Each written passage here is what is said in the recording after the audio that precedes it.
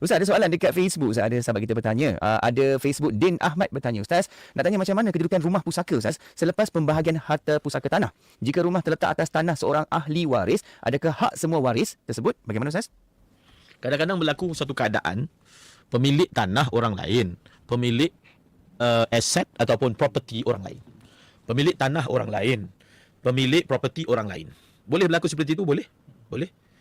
Jadi status sebenarnya apabila pemilik tanah orang lain, pemilik property orang lain, dia boleh jadi pemilik tanah meminjamkan.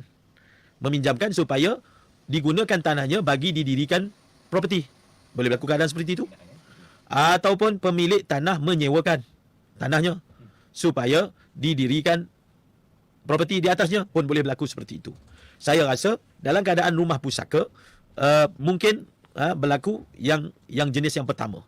Iaitu maksudnya masa dia hidup, pemilik tanah tu dia bagilah tanah dia mak buat rumah, ataupun dia bagilah abang dia buat rumah, dia bagi.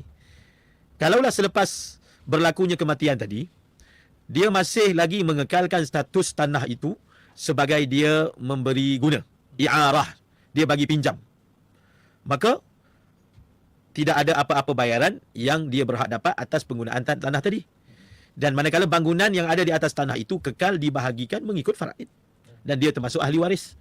Dia termasuk ahli waris, dia akan dapat bahagian dia mengikut faraid. Tapi kalaulah contohnya lepas mak meninggal, dia dah tukar hasrat dia. Dia tukar hasrat dia bahawasanya tanah ni dia mahu menyewakannya. Dia mahu menyewakannya. Sewa tanah. Tapi atas tanah tu kan ada bangunan. Jadi penyewanya tu adalah pemilik bangunan. Adik-beradik dia lah. Dia akan jadi lepas yang ibu mati ke ayah mati, adik-beradik menjadi penyewa kepada apa? Kepada tanah dia. Maka statusnya begitulah. Dia akan dapat bahagian dia. Contohnya bahagian dia berapa? Maka dia akan sewa tanah dia itu dengan menolak bahagian dia. Dengan menolak bahagiannya. Dan hasil daripada sewa itu dia akan memiliki sepenuhnya. Dia terpulang pada dia, pemilik tanah. Kalau dia nak mengekalkan status sebagai diberi guna, maka dia tidak dapat apa-apa bayaran. Kalau dia mahu menukar kepada dia menyewakan tanah itu kepada pemilik properti yang sekarang ini adalah adik-beradik dia, maka dia boleh berbuat demikian.